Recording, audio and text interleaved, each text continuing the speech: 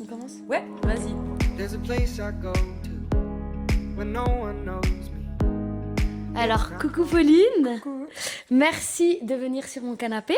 Pour commencer, est-ce que tu pourrais te présenter, mais sans ton palmarès ? Je m'appelle Pauline Katz, j'ai 35 ans, je viens de la région morgienne.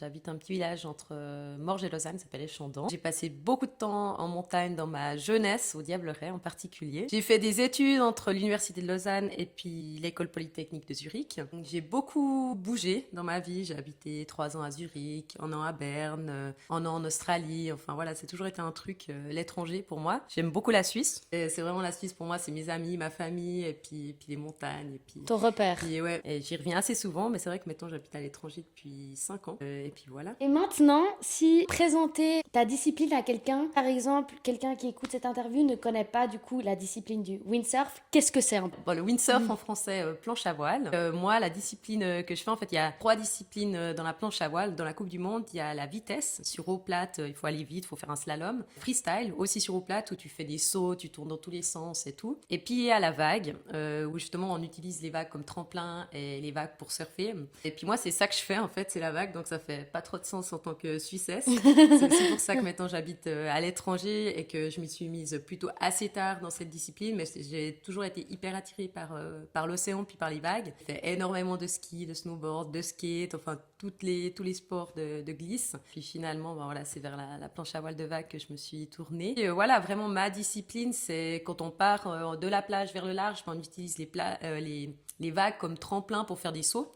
Ok. On fait des front flips, des back flips, toutes sortes de sauts. On saute en 3 et 7 mètres, je dirais. Ah ouais, ok, purée. Et puis, par contre, c'est de l'eau, c'est pas de la neige. C'est vrai que moi, en snowboard, j'avais commencé ma carrière de snowboard à 16 ans en faisant les ligaments croisés. Carrière de snowboard ? Ouais, carrière. Je veux dire, non, mais je voulais faire des sauts. Ah. J'allais au skatepark et direct, je m'étais fait les ligaments croisés. Ah. C'est vrai qu'en planche à voile, la chance, c'est qu'on tombe dans de l'eau, quoi. C'est quand même moins... Ouais. Merci pour cette Voilà. belle présentation.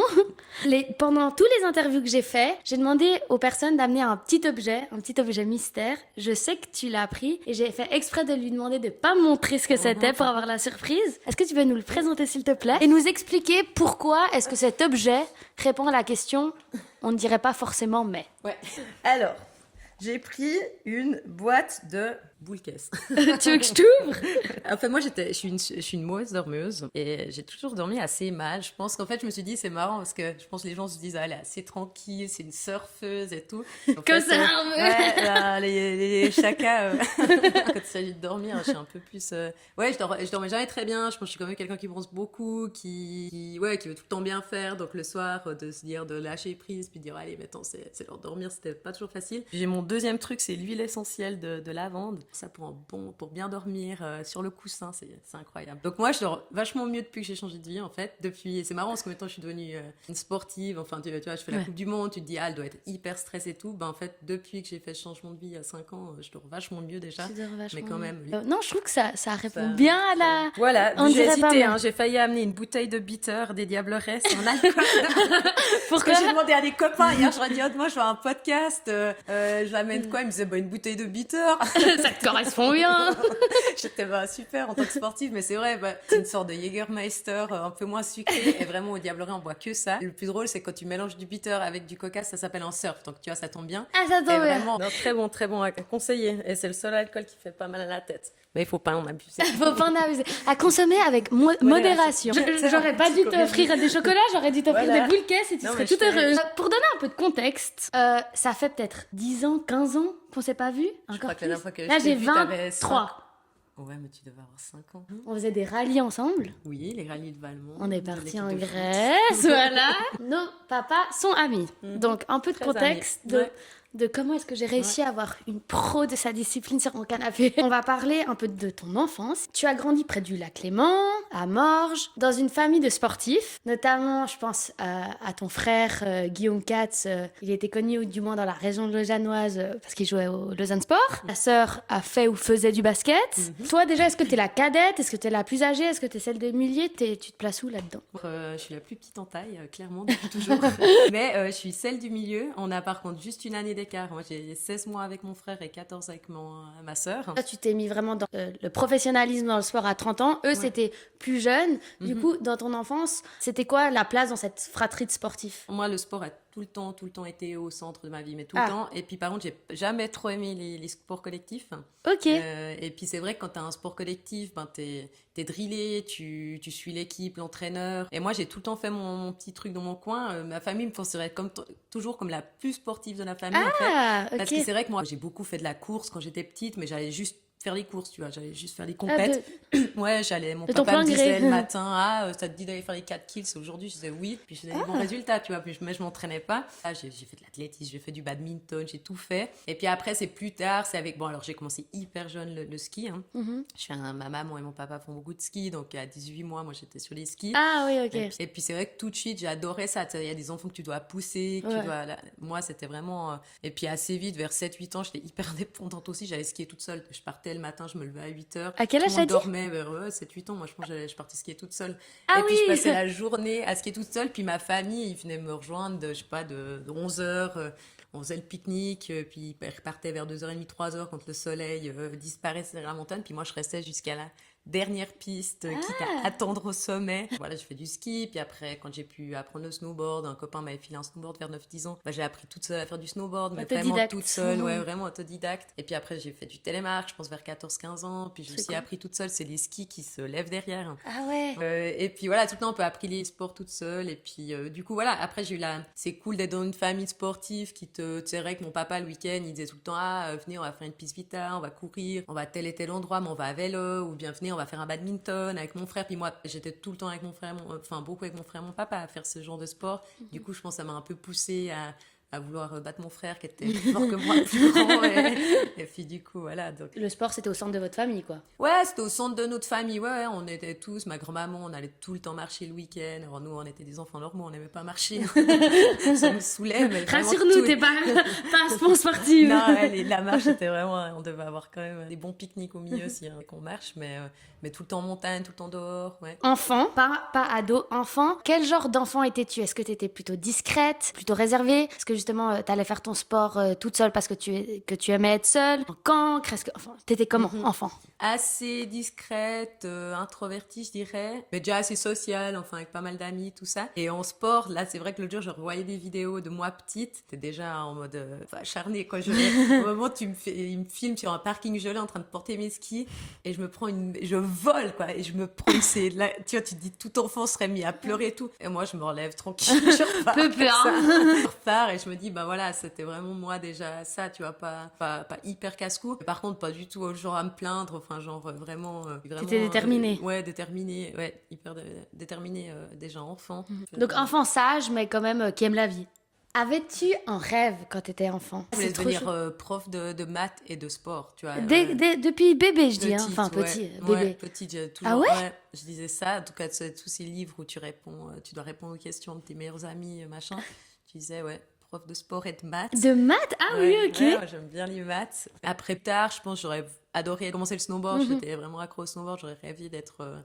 pro snowboardeuse. Ouais. Fast forward, dans ton adolescence / préadulte, tu es diplômée, madame, ingénieure en transport à l'EPFZ, c'est ça? Ouais. Et tu as travaillé dans ce domaine jusqu'à tes 30 ans. Aujourd'hui, tu as dit que tu as 35 ans. Ado, tu étais quel genre d'élève niveau école cette fois? Est-ce que tu étais la première de la classe, talentueuse mais qui travaillait pas, super studieuse, elle au fond de la classe qui saoulait? J'ai eu plein de phases. J'ai eu une période où je faisais que de me prendre des heures d'arrêt tous les mercredis. Ça à coller tous les mercredis, parce que les profs m'avaient en ligne de mire, et dès qu'il y avait un petit truc dans la classe, c'était moi. Puis d'un côté, en fait, c'était juste le côté rebelle, parce qu'en fait, j'étais quand même un petit peu, pas première de la classe, j'étais top dans 5, tu vois, dans les hauts, ça dépendait des disciplines. Puis c'est marrant, tout coup, j'ai eu un déclic, et je me suis mise à bosser à fond, parce que, voilà, je voulais réussir, et puis donc assez vite. Vers quel âge? Avant le pas la matu, le truc d'avant, le gymnase? baccalauréat, non, le baccalauréat. Et donc vers 14 ans, je me suis mise ton coup à bosser à fond, mais avant, j'avais eu une année où j'étais vraiment tous les mercredis collée. Et mes parents, ils me laissaient, c'est son problème, hein, si j'ai envie de passer mon mercredi.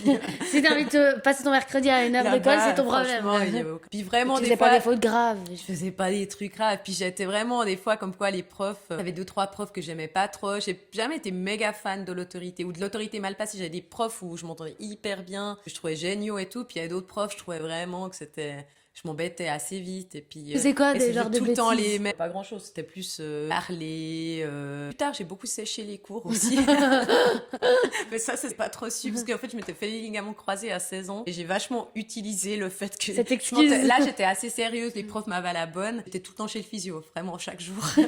Bizarrement.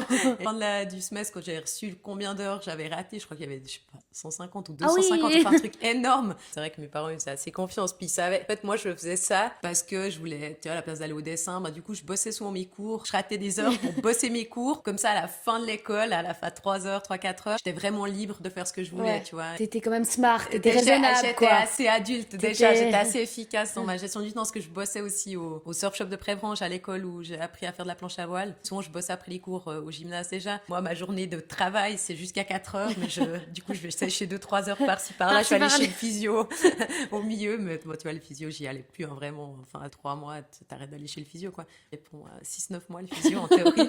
Et puis... EPFZ, ingénieur en sport, t'as dit aussi à l'université de Lausanne. Pas ingénieur en sport. Transport. Ouais, en transport. Ouais, j'ai fait un bachelor à l'université de Lausanne en géosciences et environnement. Et puis après, on avait un cours de mobilité, les questions de mobilité, gestion de la mobilité, tout ça. J'avais adoré. Puis je m'étais un peu renseignée pour le master. Et puis un master qui venait d'ouvrir à l'école, à l'EPFZ en fait. Okay. Et puis j'étais partie là-dedans. Et puis c'était cool. Justement, est-ce que tu peux expliquer un peu ce choix de carrière et expliquer ton parcours, combien d'années à l'université, combien de temps à Zurich, enfin un peu expliquer ce cheminement-là. J'ai fini à 26 mon master. Okay. Ça m'a pris 6 ans. Pour intégrer l'IPFZ, j'ai dû quand même rattraper des cours, quoi, vu que je faisais de l'uni. Surtout entre le bachelor et le master, j'ai fait 1 année de sabbatique, dont 6 mois de stage, tout ça, de travailler. Et 6 mois, j'étais partie en voyage un peu autour du monde. Mais en fait, c'est marrant parce que j'avais 23 ans. On se rend compte à quel point j'étais pas encore dans le milieu de la planche parce que tout le monde serait parti. Enfin, moi, je vois les filles maintenant qui font la Coupe du Monde, elles ont 18, 20, elles sont déjà full dans dans ce mindset-là. Ouais, dans la planche à voile, tu vois. Et puis moi, j'étais partie 6 mois, en fait, marcher. J'étais partie au Népal, notamment 3 mois. Wow. Et pendant 3 mois, j'avais vraiment marché. J'ai fait tout. J'ai passé 5 semaines dans l'Everest. Vraiment, j'ai wow. tout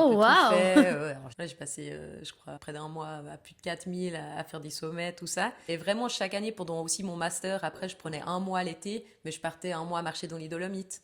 Et puis, mais je faisais la planche depuis que j'ai commencé, je pense, à 12 ans la planche. Jusqu'à 16 ans, j'en ai fait pas mal, mais entre 16 et 26, pendant les études et tout, j'avais pas forcément beaucoup d'argent pour m'acheter du matos, pas de voiture, tout ça. Et du coup, je faisais pas trop, j'en avais un peu marre Aussi, en Suisse, c'est assez frustrant la planche parce qu'il y a pas souvent du vent. Donc, en fait, tu dois tout lâcher dès qu'il y a du vent. Mais en fait, c'est évidemment le jour où il y a un dîner de famille ou bien qu'il y a l'anniversaire et tout. Et puis, au final, tu rates la session du mois. Et puis, du coup, c'est pas... Moi, j'aime vraiment le sport. Si je savais peut-être qu'il y avait du vent, je préfère aller courir parce qu'au moins j'avais fait mon sport et puis j'attendais pas sur peut-être qu'on aurait une session, tu vois. Et en fait, c'est aussi ça qui, quand plus tard, je suis décidée d'aller habiter aux Canaries, c'est que je savais que tous les jours je pouvais faire mon truc. Ce que tu voulais. Et ouais, que depuis que je suis partie, ça a vachement évolué. Il y a eu l'arrivée des foils qui s'est démocratisée. D'accord. Et puis maintenant en Suisse, c'est assez cool. Tu vois beaucoup de gens faire de la wing, tu sais, qui volent sur le lac et qui font des trucs. C'est pas de la planche à voile, mais et puis tu fais comme ça, non? Ouais, tu pompes un peu, puis après tu voles.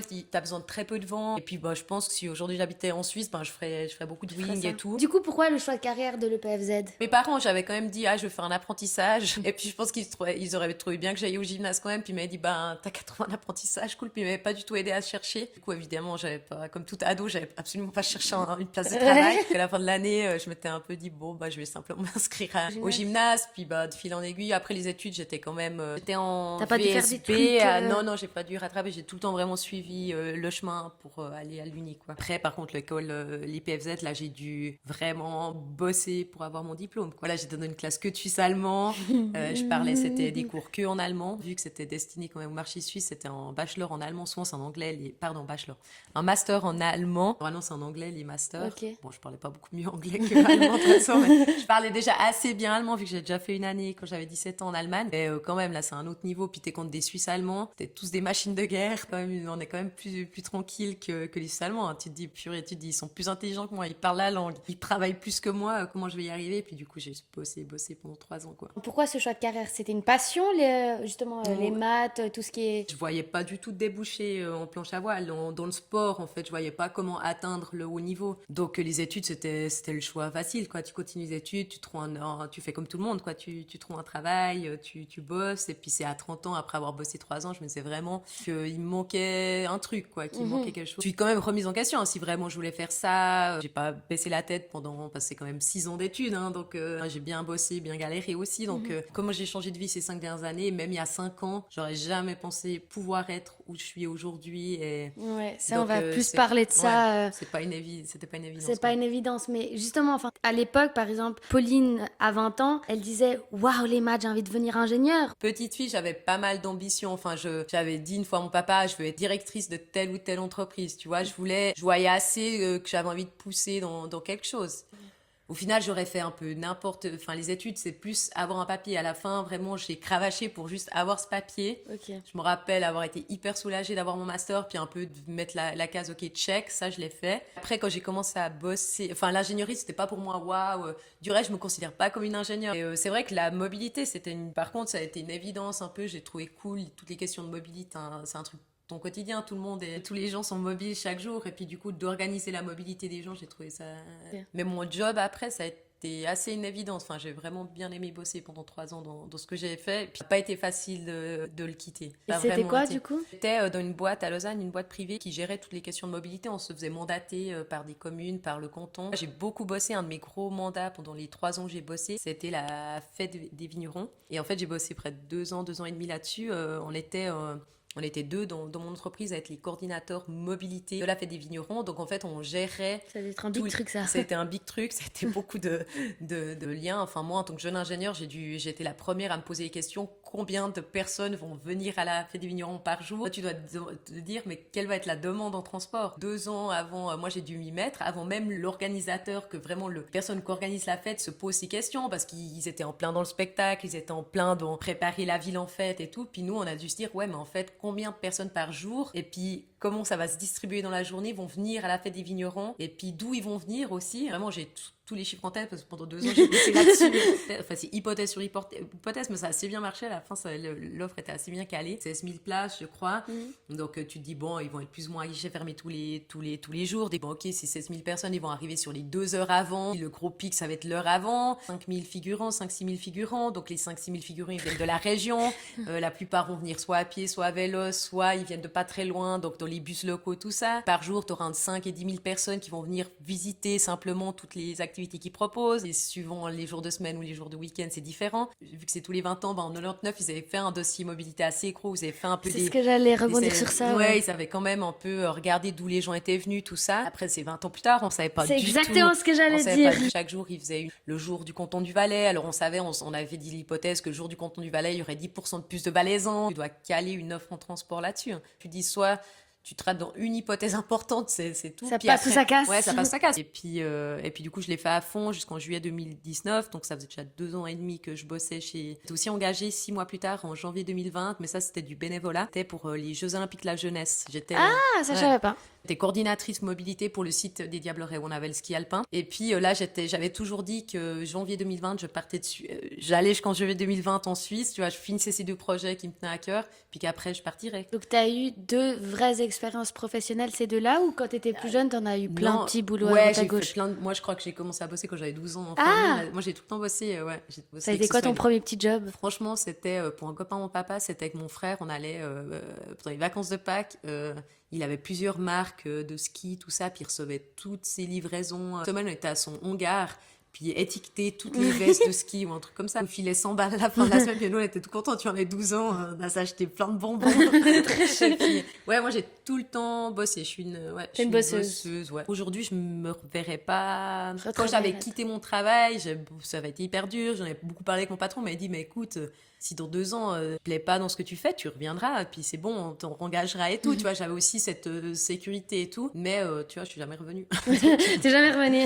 Revenons à tout ce Ouais. qui est études, EPFZ, l'Université de Lausanne, etc. Et même en vrai, tes 2 grosses expériences pro, là. Qu'est-ce que cette vie t'apportait intrinsèquement? Ouais, c'est pas à l'intérieur. Ouais, à l'intérieur, Ouais. quoi.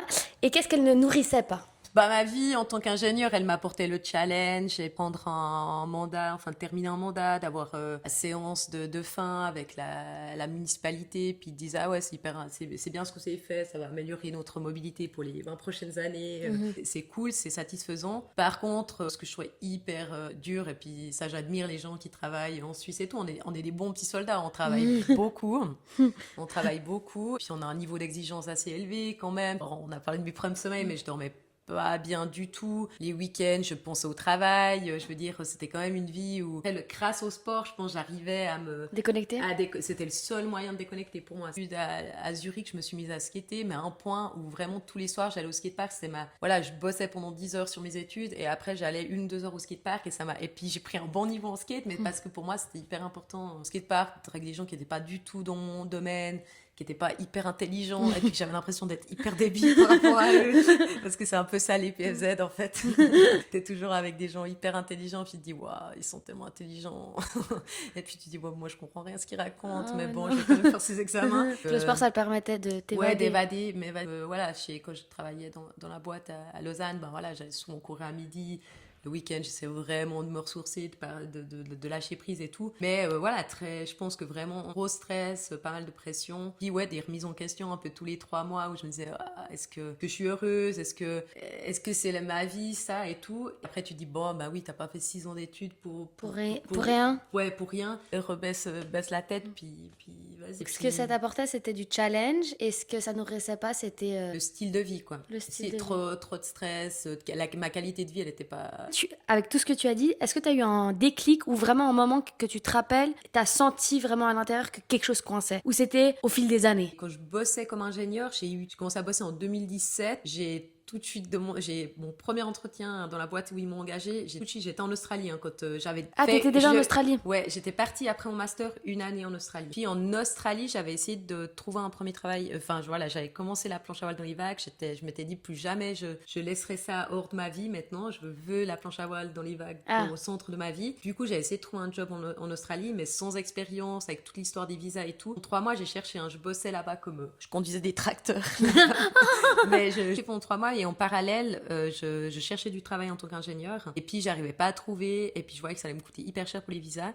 Ça avance pas, ma recherche. Et puis je suis sûre qu'avec mon diplôme, ensuite, je trouverai quelque chose. Puis je me rappelle, j'avais répondu à une offre. Dimanche soir, 10 minutes plus tard, le patron qui m'a engagé après, il me répondait, il me dit oui, envoie ton CV, l'offre est toujours ouverte. Oh purée. Et puis 2 jours après, j'avais un entretien avec eux. Oh purée. Et puis quand ils m'ont dit, vous avez des questions, c'était assez bien passé l'entretien, ils me disent, vous avez des questions? Moi, je fais oui, alors pour les congés non payés, c'est comment? Ça se passe comment? Donc tu vois, la question vraiment que j'ai raconté ça à des amis. C'est une belle anecdote. Que j'avais demandé ça, première question, premier entretien, tout ça. Il m'a dit, mais tu fais jamais ça. Puis j'ai dit, non, enfin, là, j'étais déjà convaincue que la planche à voile devait être au centre de ma vie, et que si eux, ils me voulaient pas, parce qu'ils voulaient pas me donner des congés non payés pour aller naviguer un peu plus chaque année. C'était leur perte. C'était pas mon problème. Dit à la fin de l'entretien, il m'a dit, écoutez, ouais, on est intéressé, et on vous donnerait, vous pourriez partir 1 mois sur la période de Noël. Je pensais plus à 3 mois, j'avoue. J'avais dû quand même réfléchir et tout, mais j'avais accepté, et puis, mais là, j'étais pas du tout pro et j'avais pas du tout le niveau d'être pro. En windsurf, donc. Ouais, en windsurf. Puis j'avais tout le temps dit qu'après la fête des vignerons et après les Jeux Olympiques de la jeunesse en janvier 2020, je partirais. Je l'avais pas annoncé à mes patrons comme ça, mais je l'avais annoncé à mon ex-copain. Ouais. Je l'avais donc voilà, je m'étais engagée sur des projets, mais à durée déterminée. Quoi. Ok. Donc, l'Australie, ça a été ce déclic. Ouais. Pour un peu couper le rythme, j'ai écrit à des gens que tu connais bien, à Guillaume et Morgane. Je leur ai demandé de m'envoyer des photos de toi. C'est trop chou. Parce que tu t'y attendais pas. Je me dis, mais qu'est-ce qu'ils vont me sortir? J'espère que ça va être des bons souvenirs ce qu'ils m'ont envoyé. Oui, sûrement. On recommence ou tu veux Moi, elle est surprise. Je te montre des photos et tu décris la photo, et si tu arrives à répondre à la question, on dirait peut-être, on dirait pas forcément, mais sur cette photo. Ok. Celle-là. Ouais, alors là, c'était à Hawaï. J'ai eu un grand sourire, mais je venais d'apprendre. Enfin voilà, je m'étais fait le genou, je pense, quelques heures avant en naviguant à Hawaï. Et puis je savais pas encore ce que j'avais. Et quand on voyait ta famille qui t'est blessée, autant sourire. Mais tu avec la larme autant qui tombe. sourire. Après, ça n'avait pas été 10 jours faciles, parce qu'il a fallu savoir ce que j'avais, me faire rapatrier et tout. C'était pas les ligaments croisés, c'était Non, la blessure d'après. Intérieur, ouais, c'était les ligaments collatéraux antérieurs, c'est ceux-là qui se remettent bien. Mais ça m'a quand même pris 3 mois. Celle-là. Ah, ça, c'est avec mes neveux. J'adore mes neveux. Je suis très, très fan de mes neveux. C'est les fils à mon frère Guillaume, Max et Lucas. Et puis là, c'était l'autre jour quand je suis rentrée je suis arrivée avec mes board bags. Ils sont toujours là à m'attendre. Et puis, j'ouvrais mes board bags et puis on s'amusait sur mon matos. Dernière photo. Alors, ça, c'est moi avec, comme je voyage léger. Tout en douceur, très subtile, très discrète. Je suis pas très grande. Je fais 1m60, mais c'est vrai que mon matos me dépasse presque. J'ai, je pense, 3 gros sacs. Ils font 32 kilos en général chacun. C'est marrant si tu vois mes 2 petits sacs d'habits ou de. J'ai tout le temps des mini sacs. Le surplus de vacances, le surplus de bagages, il coûte cher. Il coûte. Hein. En fait, on peut pas voler avec n'importe qui. Donc, quelques compagnies. Moi, j'ai un de mes sponsors, c'est une agence de voyage, Lutry Voyage, et puis il hallucinait quand je lui dis j'aimerais un billet pour Hawaï, mais il faut que ce soit. En fait, en gros, ça peut que être avec cette compagnie. Et l'aéroport de Londres, depuis quelques temps, ils prennent plus les équipements surdimensionnés et tout. Ouais. Donc ouais. En fait, donc, on ne dirait pas, mais c'est toute une histoire de voyager pour toi. C'est le moins bon côté de notre sport. Passons à du coup l'Australie. Ouais. On récapitule vite. L'Australie, c'était avant justement tes deux travaux. Ouais, avant que je commence à bosser dans l'ingénierie. Et donc, c'était en 2016. Et c'est là où tu expliques comme quoi, enfin, tu faisais déjà un peu de la planche à voile, mais ça a vraiment été ta vraie première rencontre avec les vagues. Mm-hmm. J'ai regardé un de tes interviews avec Passe-moi les jumelles et tu dis, et puis ça m'a marqué, la Pauline d'il y a 4 ans, du coup maintenant 5 ans, avait peur des vagues de 50 cm. Ou encore, comme on a dit au début de l'introduction, tu définissais un peu comme une personne de la neige. Quel rapport avais-tu à l'eau, notamment au lac Léman? Tout le temps hyper attirée par le surf et tout. Je me dis sûrement de notre vie, j'étais peut-être une surfeuse. En tant que Suissesse, tu dis pourquoi à 12 ans tu regardes des vidéos de surfeuses et tout. Mais c'est vrai que quand j'ai débarqué en Australie, c'était dans le but de faire de la planche à voile. Hein. J'étais partie pour ça. Mais c'est vrai que je m'étais pas imaginé tout le truc, les requins, les vagues, tout ça. Mon angoisse. Il y a eu les deux trucs. Donc, mes premières semaines en Australie étaient assez drôles et assez comiques et les gens se sont bien foutus de ma gueule. Déjà, ma première session en Australie, c'était sur la rivière. Okay. Et puis, par contre, j'avais entendu une petite anecdote comme quoi que les requins bulldogs aimaient bien l'eau et se perdaient des fois dans la rivière parce qu'ils n'avaient pas trop de problèmes avec l'eau douce. Donc, j'ai été naviguer en après-midi à Perth, dans la ville de Perth. Et puis, je me rappelle être tombée à l'eau et vraiment, je remonte tout de suite. Tu sais, nous, normalement, enfin, water start, tu restes dans l'eau, puis tu te soulèves grâce à la voile. Et ben là, je saute sur ma planche, j'étais comme ça, j'osais pas bouger, j'avais trop peur de retomber à l'eau. Après voilà, je suis partie sur l'océan. Un truc que je m'étais pas imaginé en Australie, c'est que les vagues sont assez loin, sont 500 mètres à 1 km au large. Et puis en fait, les 2 premières semaines, je restais sur l'eau plate, je faisais des allers-retours comme ça. J'ai fait plus de 3 potes dans l'intervalle et vraiment, ils étaient, mais va dans les vagues, t'as le niveau pour quand même oser aller dans les vagues. Puis je me rappelle une des premières fois j'avais osé passer la première petite vague, j'avais sauté, je pense, de 10 cm, puis j'avais crié, j'étais en même temps qu'un peu, puis j'avais crié, puis il m'a dit, mais n'importe quoi. Puis, elle veut devenir une surfeuse, mais elle a peur d'aller dans les vagues. Voilà, comme quoi, petit à petit, je crois, 3e semaine en Australie, il y a un spot qui est très connu, qui s'appelle Nalu, en fait, qui est dans le désert australien, qui est vraiment l'Australie de l'Ouest, c'est hyper peu peuplé. Puis en plus là c'est un spot qui est 12 heures au nord de Perth, et puis c'est à 2 heures de toute ville, c'est une mini ville, la dernière ville ça s'appelle je crois Carnarvon. Tu fais des courses pour 2 semaines en fait, puis après tu pars sur une dirt road, donc une route pas goudronnée, et puis tu pars dans tu t'enfonces dans le désert en fait, et puis tu arrives sur ce spot, vague magnifique, il y a un camp, tu dors dans ton van, hein, du coup t'as un congélateur pour tout le camp en fait, et puis rentre une vague parfaite, mais une vague quand même assez difficile, puis une vraie vague, parce que le spot où j'étais avant, je pouvais éviter les vagues, tu vois, je pouvais rester devant, enfin machin et tout. Là et tu devais faire face. Là je devais faire face, puis vraiment la première vraie vague que j'ai surfée, je me rappelle, j'avais les larmes aux yeux, puis j'ai dit plus ouais, plus jamais. Enfin, vraiment, je veux faire ça. Maintenant, quoi. je Je veux sais. faire ça. Ouais, je sais. De mes questions, justement, quel a été le déclic? Est-ce Bah, que c'est c'était cette cette vague, vague? Analou. C'est cette vague, Analou. Toujours peur des vagues, mais quand même l'adrénaline et le truc, ça me procurait, ouais. Ça prenait le dessus. Ça prenait le dessus. Ouais. En passant à la partie un peu c'est maintenant ou jamais. À 30 ans, tu quittes tout ce que la société voudrait que tu aies. Ouais. Un job, un ex-conjoint, Ouais. un appart, etc., etc. Mais du coup, intérieurement, ça ressemblait à quoi? Une fois ton ex te dit, ça se voit que c'est ta passion, mais tu n'oses pas sauter le cap. Cette phrase qui a été, il me semble, un peu aussi un déclencheur, c'était à quel moment? T'étais déjà en Australie? C'était après l'Australie? Après cette vague? Ouais, alors là, j'avais vraiment la planche au centre de ma vie. Hein, quand je travaillais comme ingénieur en Suisse, mais vraiment cette frustration où j'avais que 1 mois par année pour pratiquer, puis je voyais que voilà, je progressais pas, que même je régressais et tout. J'étais sur ces projets. Moi, quand je commence un truc, en général, j'aime bien le finir. Donc, j'étais sur la fête des vignerons, sur les Jeux Olympiques de la jeunesse. Donc, c'était pour moi clair que j'allais les terminer, mais voilà, je voyais vraiment l'océan de ma vie. Puis en temps, bah voilà, j'ai un copain, pour pas citer Vincent, on s'entend très bien. Ah, ok. On s'entend très bien aujourd'hui. La fête des vignerons, alors ça, il a pas géré. Hein. Mais il m'a plaqué en pleine fête des vignerons parce que je pense qu'il voyait ce gros projet qui se terminait, et puis il voyait que ça se rapprochait la deadline de janvier 2020 où je voulais partir, et puis que de toute façon notre couple ça allait se partir. Moi, j'espérais qu'il me suive, mais lui, il était passionné de montagne. Ça, j'ai appris avec l'âge. Tu suis pas quelqu'un juste pour le suivre, tu vois. Si t'es quelqu'un de passionné pour un truc, il faut vivre ta vie. Non, bah en fait, il m'avait fait un beau cadeau, hein, parce que c'est pas facile. On s'entendait bien, ça allait bien, mais en fait, c'était un peu, bah, je te laisse partir pour faire ton truc, en fait, C'est trop indiscret, mais je pense que c'est une des plus dures ruptures. C'est pas de partir parce qu'il s'est passé quelque chose ou parce que vous aimez plus ou quoi. C'est pour justement voler mieux de ses propres ailes. Ouais, c'était bon, il avait été courageux, quoi. Voilà, et puis après, lui, bah, ça s'était passé vite parce que voilà, c'était début août. Je terminais la fête des vignerons, c'était les derniers jours de la fête des vignerons. J'ai quand même terminé ça. Tellement d'heures sup à cause de la fête des vignerons que mes patrons aussi m'ont dit, mais par Va faire ton windsurf. Ouais, va faire ton windsurf. J'avais eu 5 semaines d'heures sup. Donc t'es à peu près 2-3 mois au final. Ouais, là j'avais vraiment, chaque année je suis montée en puissance. Chaque année je suis montée en puissance.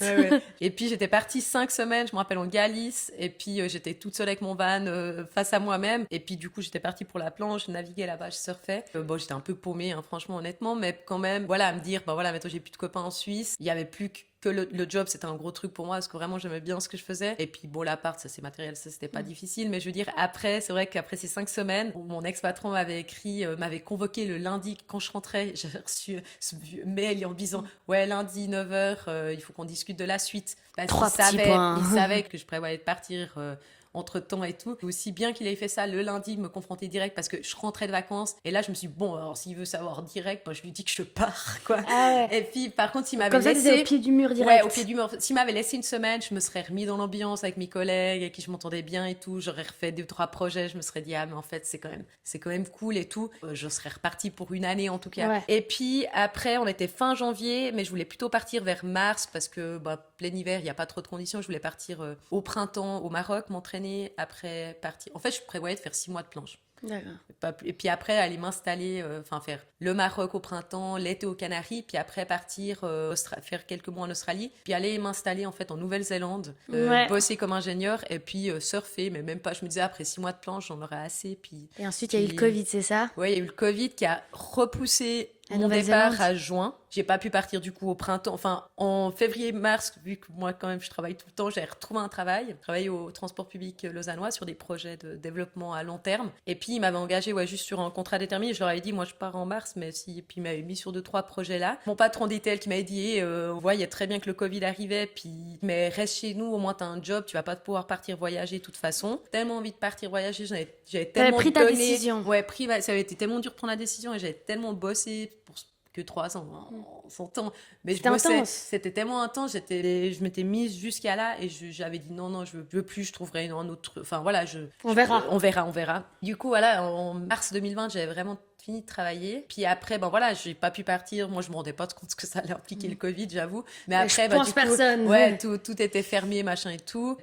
Du coup, le Maroc, c'était le printemps, j'avais pas pu partir. Et puis, ma maman est aussi tombée malade en même temps. Du coup, je me suis aussi rendu compte que j'avais pas, entre le Covid et ma maman malade, j'avais pas envie de partir à l'autre bout de la terre, quoi. Donc, je vais aux Canaries déjà. Puis après, les Canaries, j'ai bien aimé. Et puis j'y suis restée, j'ai trouvé un travail assez rapidement là-bas, puis j'y Le suis hasard restée, de la enfin. vie. Ouais, La vie a Ouais. fait que tu arrives aux Canaries et pas en Nouvelle-Zélande. Ouais, exactement. Donc, dans l'interview, encore une fois, de Passe-moi les jumelles, tu dis que tu posais la question où tu disais, mais maintenant que je suis au Grand Canary, par quoi commencer? Quand je suis arrivée aux Canaries, le plan, c'était pas voilà, je vais m'améliorer en planche et puis je vais faire la Coupe du Monde et puis Ouais, voilà, je vais vivre de ça et puis tout. Hein. Franchement, moi, je pensais vraiment faire quelques mois. J'avais de l'argent pour venir, je sais pas, 6 mois. J'avais là déjà plus trop la Nouvelle-Zélande en tête, mais peut-être dans un pays où je pouvais bosser comme ingénieur et naviguer, tu vois. Quand tu arrives au Grand Canary, bah, je te pose du coup moi la question, Mhm. par quoi tu commences? Concrètement, comment tu t'y prends pour tout reconstruire, déconstruire, mais sans rien casser?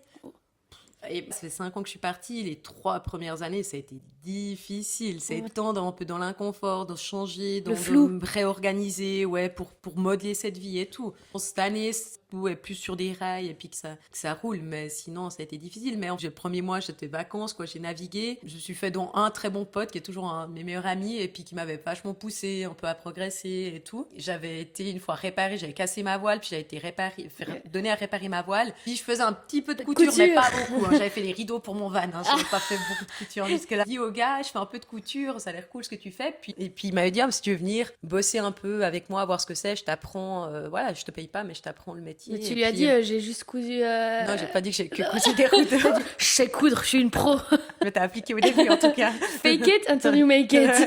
Mais t'es Ouais. vraiment débrouillarde, hein. Ouais, puis connais pas, quand je veux faire un truc. Donne les moyens. Ouais, je me donne les moyens, je le prends au sérieux, tu vois. C'est presque 2-3 ans avec lui. Même l'année passée, de temps en temps, je vais lui filer les coups de main quand il a trop de trucs et tout. Et ce côté manuel, moi, ça m'a plu. Je pense que j'étais tellement un peu à la limite du burn-out à cause du travail d'avant que de travailler avec mes mains, de rentrer à la maison sans penser au travail, Ouais. que le lendemain, je retourne juste à l'atelier. Ça m'a fait du bien, ouais. Lâcher prise aussi. Ouais. Puis du coup, je pouvais juste me naviguer l'après-midi, tu vois, d'arriver, l'esprit libre. J'essaie de me mettre à ta place. Là, tu pars au Grand Canary, tu dis que c'est 6 mois, mais t'as peut-être une idée en tête que sait-on jamais. Comment est-ce que ta famille l'a pris? Que t'appréhendais?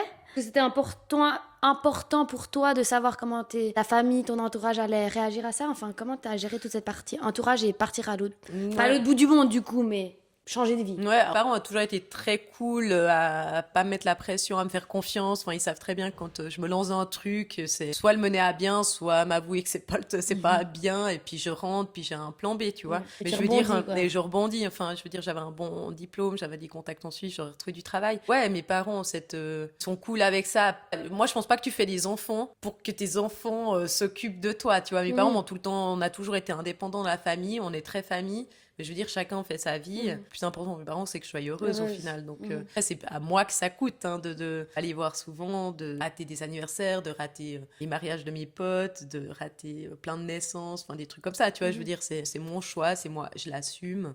Et puis, c'est pas toujours facile, mais avec le temps, c'est devenu un peu plus facile. Puis maintenant, j'ai la chance de pouvoir m'organiser un peu pour vraiment rentrer puis avoir des moments de qualité. Tu vois, vraiment passer un mois en Suisse, vraiment Profiter à fond. Profiter à fond, de pas trop mettre d'autres projets, d'autres trucs. Et être dans le tu moment vois, présent et dans le vraiment moment- là, du Ouais, coup. vraiment là. Et puis du coup, peut-être plus de temps même que quelqu'un qui Qualitatif. bosse à 100%, puis qui a 2 week-ends enfin voilà, qui a Ouais. un petit peu de temps. Revenons sur les questions d'avant. Tu arrives un peu dans l'inconnu, tu fais ton petit job dans le magasin de voile, tu quittes ta famille, tes amis, etc. Tu es au Grand Canary. Quelle était la plus grande... C'est vaste comme question, mais quelle était la plus grande différence avec la Suisse? Comment tu disais aussi dans tes interviews, tu adorais un peu ces maisons blanches, brutes, etc. Mais tu dis aussi, là, dans l'interview, que tu es quand même très suisse, t'aimes ta Suisse. Qu'est-ce que tu aimes dans la Suisse et qu'est-ce que tu aimes là-bas? Ouais, quand t'as tes racines quelque part, ou tes endroits où tu peux te ressourcer. Enfin, moi, j'ai quand même eu des moments difficiles hein, quand j'étais là-bas. Au moins, quand t'es en Suisse, tu dis, je vais passer cet après-midi avec mes neveux, ça va me changer, tu vois, ou je vais aller à tel endroit, c'est un endroit que j'adore. Puis Tes chaque fois, repères. mes repères et tout, j'avais pas mes repères, en fait. Et j'ai eu des moments difficiles au début. Il me manquait vraiment les racines, les repères, ces endroits un peu Réconfortants. Ouais, réconfortants. Il reste, c'est ça, enfin, plus dur de vivre à l'étranger. Pour moi, le gros truc différent, c'est qu'en Suisse, on a des saisons, et puis aux Canaries, c'est vraiment connu pour avoir ce printemps éternel. Et puis peut-être les transports publics. Mon côté ingénieur en transport, c'est mon...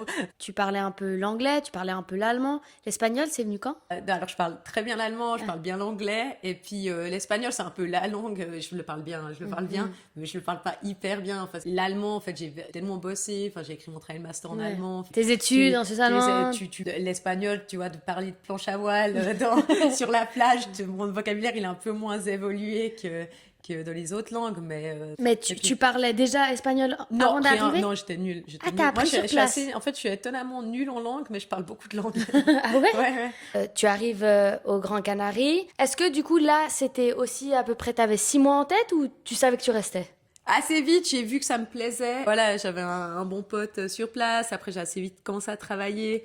Et puis ça m'a donné une structure, une routine, puis je me sentais bien dans ce que je faisais. Une fois que t'as trouvé un truc qui te plaît, ça sert à rien de changer, de repartir. D'aller chercher mieux ailleurs et tout. Donc j'ai habité quand même 3 mois dans mon van sur le parking du village où j'habite aujourd'hui, Puis voilà, tout s'est enchaîné, j'ai fait les papiers pour... J'avais pas enlevé mes papiers de Suisse, parce que je savais pas pour combien de temps je partais, mais mon but quand même c'était... Voilà, si je voulais habiter à l'étranger, de les enlever assez vite. Maintenant, t'avais la planche à voile, le windsurf au centre de ta vie. Mais comment est-ce que tu passes de amateur au circuit PWA IWT? Comment tu passes de... La Coupe du Monde. La Coupe du Monde. Comment... C'était de constater un peu ma progression sur les premiers mois. Où... Je pense aussi, moi je suis assez exigeante avec moi-même, je pense aussi les gens qui m'ont fait prendre conscience, qui m'ont dit « Ah, mais t'as quand même de la facilité à un certain niveau. Le style, c'est vrai que c'est pas un truc que tu l'as ou tu l'as pas, tu vois. » C'est donc, inné. C'est inné. Enfin, je pense que les gens étaient sympas avec moi de m'encourager et puis de me dire non, mais t'as quelque chose, quoi. Tu devrais un peu pousser. Mais c'est quoi le cheminement? Est-ce que c'est toi qui, justement, t'inscris à des concours? Est-ce que c'est des gens comme dans le foot qui viennent te repérer? Pour intégrer la Coupe du Monde, ça a beaucoup changé depuis que j'ai commencé. Ok. Donc il y a 5 ans. Ouais, il y a 5 ans. Enfin, déjà, les 2 premières années, il n'y a pas de on parle pas de compétition. World Tour, c'est complètement arrêté à cause du Covid. Voilà, ça a pris du temps à ce que les compétitions reprennent, en fait. Donc, pendant, je crois, 2 ans, jusqu'en 2022, il n'y a pas eu de compétition, pas de Coupe du Monde en planche à voile. C'était peut-être un petit peu ma chance, j'ai pu m'entraîner. Ça aurait été dur d'aller pointer à une Coupe du Monde sans avoir le niveau et tout. Donc, pendant 2 ans, je me suis entraînée. Beaucoup de gens m'ont dit « Ah, mais t'aurais le niveau ». Je m'entraînais quand même sur un spot de la Coupe du Monde, donc je pouvais me comparer aux filles. C'était vraiment meilleur que moi, puis peut-être je me rendais même pas compte. C'est un peu l'ignorance quand dans l'apprentissage, et puis après tu te rends compte à quel point c'est technique ce qu'elles font. Et longtemps avant que tu arrives à poser ce saut et tout, mais de fil en aiguille, les premières compètes ont été assez dures, hein. Beaucoup de gens m'avaient vu un peu dès le début, dans le top 5, dans le top 3 et tout ça, et pas du tout. Puis au début, c'est manque d'expérience, c'est gestion des hits, gestion de la hit, c'est les petits moments on a 12 minutes pour montrer tout ce qu'on a. Du temps, et puis surtout aussi au début on a un ranking mondial, et puis quand t'as pas de classement mondial, t'es tout en bas.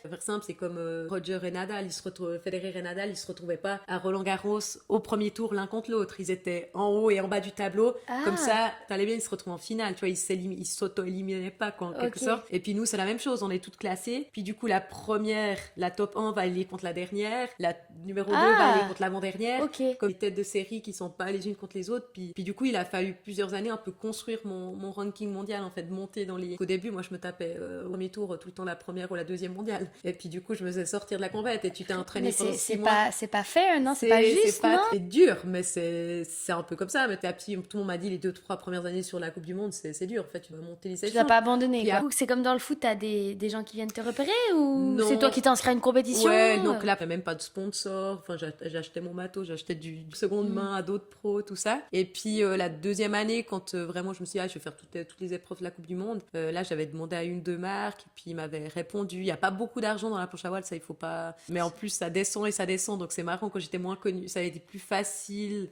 C'était une marque que je naviguais déjà, en fait, où j'achetais le matos, puis il m'avait pris dans leur team international relativement facilement, mais voilà, pas avec des contrats mirobolants, et puis pas dans le foot, et pas dans les proportions du foot.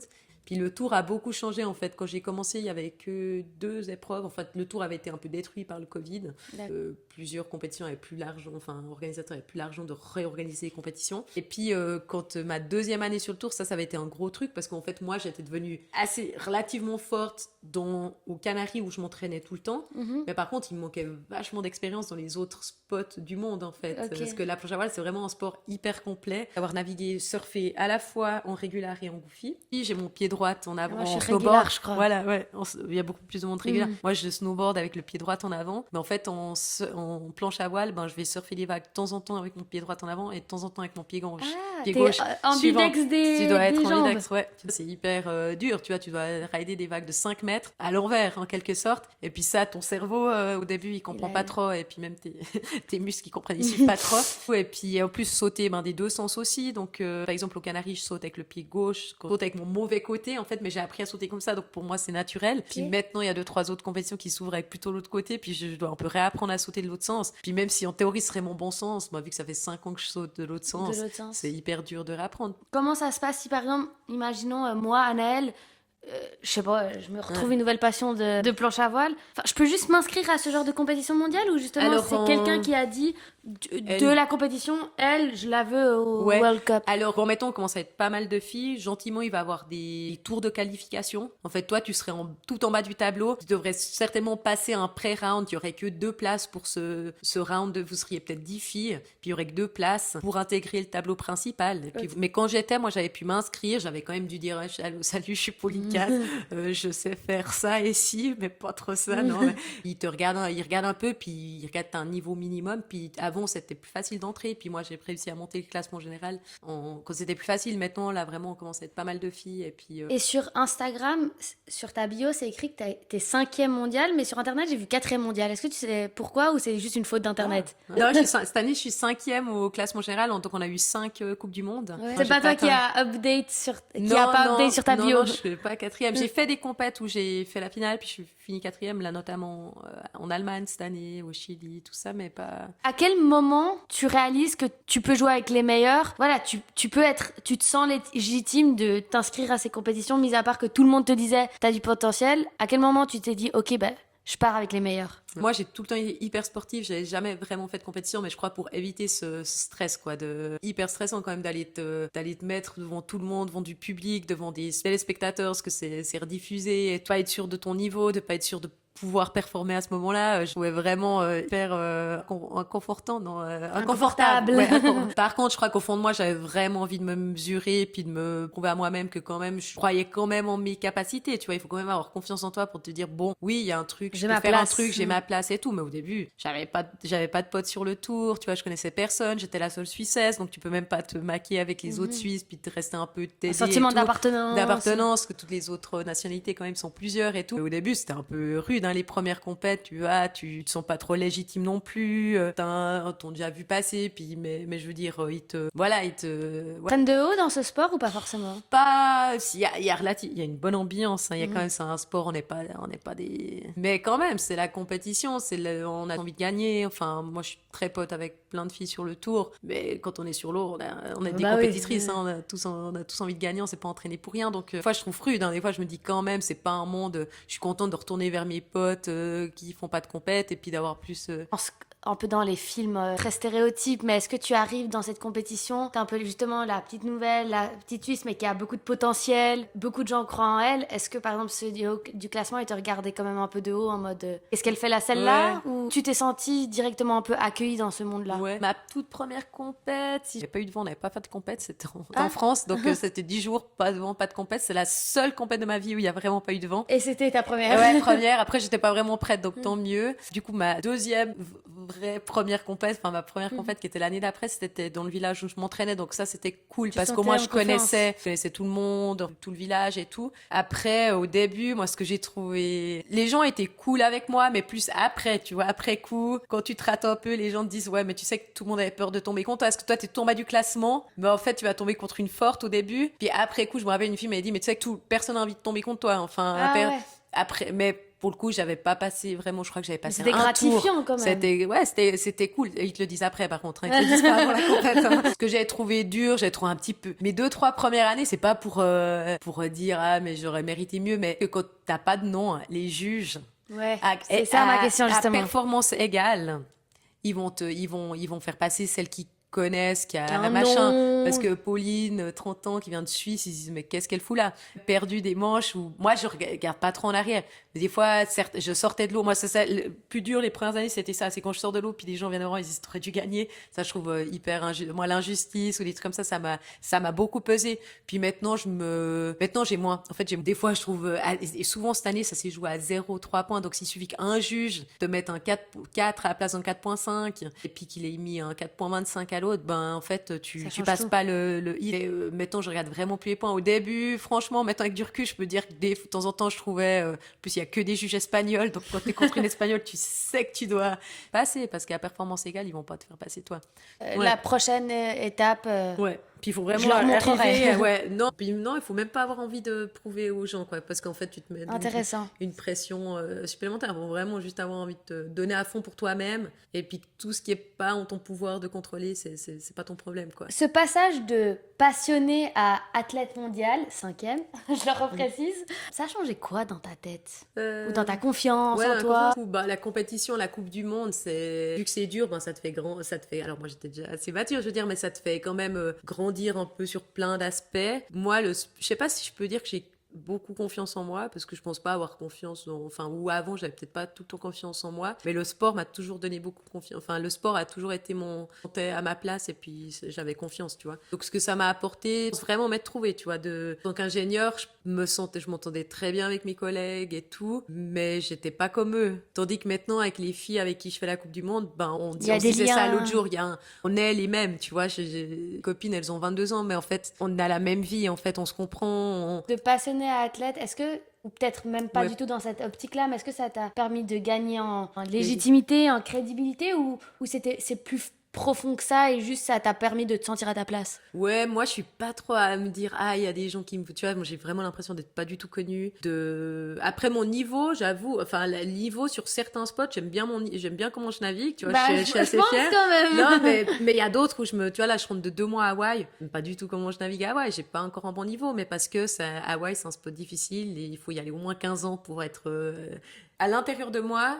Bon, tu vois, est-ce que être pro, je roule pas sur l'or, tu vois, je fais pas d'argent avec la planche à voile, donc qu'est-ce que c'est être sportif professionnel en même temps? Ouais. Mais je veux dire, moi, en tout cas, à l'intérieur de moi, maintenant, je sais que je suis à ma place, j'ai trouvé ma voie, que je me destine à une vie autour du sport, tout ça, tu vois, c'est plus moi profondément, c'est pas que je me dis, je suis connue, puis je marche dans la rue comme ça en me disant, Mon bel torse. trop bien et tout. Je me dis pas, j'ai gagné en légitimité parce que je suis connue, je suis une boss, non, pas du tout. Je me dis plus, en tout cas, moi, je suis contente parce que j'ai trouvé ma voie, et puis c'est cool déjà, je pense, dans sa vie, si t'arrives à trouver C'est déjà un grand chemin. ouais, ce que t'aimes, et puis d'être bien et tout, c'est déjà bien, quoi. Est-ce que tu as des petites anecdotes de tes compètes, que ce soit World Cup ou pas, je sais pas, une petite honte, une énorme vague ou... Il y a eu une compète mythique et qui a été hyper bien pour le windsurf féminin. C'était l'année passée au Chili. C'est la première fois qu'on allait au Chili. Ils avaient ouvert cette compète au Chili. En plus, j'avais le tournage de Passe-moi les jumelles jusqu'au jour avant la compète au Chili, parce qu'ils avaient rajouté cette compète un peu last minute. Puis moi, ils m'avaient demandé assez en avance, Passe-moi les jumelles. Donc j'arrivais vraiment 24 heures avant au Chili. Avant la compète, jamais été là-bas. Je connaissais pas le spot. Tout le monde était là-bas depuis 10 jours et s'entraînait. Tu vois, j'étais un peu... Le décalage horaire, Le décalage la horaire. fatigue. Très peur de pas recevoir mes bagues. Tes Pas bagues mes board bags, mon équipement. Ah, Parce que moi, je suis une des plus petites du tour. Donc, si mon équipement arrive pas, je peux pas emprunter n'importe quelle planche à n'importe qui. Donc, vraiment, j'avais mis pour la première fois de ma vie des AirTags dans mes board bags. Ah bah oui. Et en fait, le truc, je savais pas avec les AirTags, c'est s'ils doivent se connecter pour qu'ils disent qu'ils se suivent. Et en fait, l'avion partait pour le Chili. Et je voyais que mes board bags restaient à l'aéroport. Et j'ai pas dormi de l'avion parce que j'étais sûre de pas avoir mes bagues à l'arrivée. Et puis, en fait, quand je suis arrivée, ils étaient là. Et puis, finalement, ils étaient là. Donc, stressé pour rien. Mais cette compète, le moment, en fait, ce qui était très cool pour le windsurf féminin, c'est que souvent, les juges choisissaient de nous envoyer dans des mauvaises conditions. Ah ouais? Ouais, quand il y a un peu des conditions un peu moins, des vagues un peu moins hautes, tout ça, ils se disent on va envoyer les garçons dans les grosses vagues, parce qu'ils sont forts. Puis là, en fait, c'est ce IWT, cette nouvelle compétition au Chili. Ils sont très à dire on envoie les filles et les garçons dans les mêmes conditions. Et moi, je me suis tout le temps battue pour ça. Ça faisait 2-3 ans que j'étais sur l'autre tour et je disais mais comment c'est possible, quoi? C'est tellement injuste. On s'entraîne dans les mêmes conditions. On a aussi, en fait, c'est ça le problème, c'est que quand ils nous envoient dans des mauvaises conditions, les photos, en fait, ça décrédibilise encore les filles parce qu'on a des photos pourries. Les gens ne se rendent pas compte, les téléspectateurs, qu'on n'est pas dans les mêmes conditions. Alors, Les hommes On le sont sait plus pas. forts, sont meilleurs, tout ça. Il faut pas trop comparer les deux. Mais par contre, si au moins c'était dans les mêmes conditions, bah tu peux te dire, bah tu vois, elle a sauté haut aussi, c'est cool. Tu te dis que si elle est dans son vent avec pas de vagues, Tu peux bah pas tu être peux pas jugé sauter. également. Puis tu compares des photos qui ne devraient pas être comparées, quoi.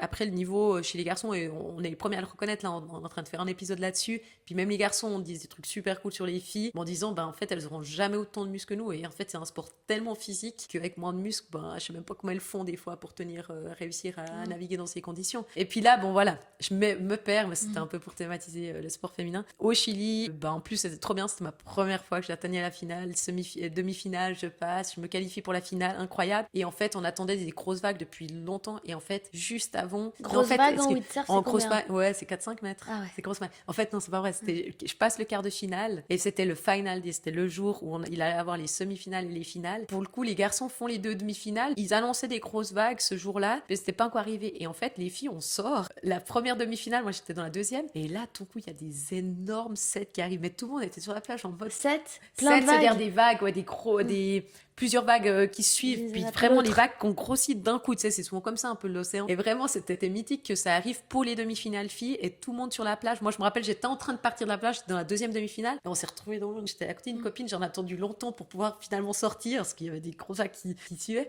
Et puis tout le monde se regardait et disait what, c'est que tellement gros. Et hyper bien que pour une fois, les filles, ça tombe sur les filles, des super bonnes conditions, des grosses vagues. Et en fait, les gens se sont rendus compte que les juges avaient tout le temps aussi un peu peur de nous lancer dans des grosses vagues en se disant mais est-ce qu'elles vont avoir peur, est-ce qu'elles vont dire qu'elles veulent pas aller. Moi, je savais qu'on était courageuses puis que ça faisait un moment qu'on avait envie d'aller Vous dans des grosses attendiez vagues. ça. Puis on attendait ça et on était tous en fait ouf quoi, un peu peur mais trop bien. Puis dans une compète, tu te poses moins de questions, tu vois. L'adrénaline. L'adrénaline, t'as envie de gagner tant que tu as un jet ski aussi au pire et tout. Et en fait, on a hyper bien navigué, c'était vraiment cool.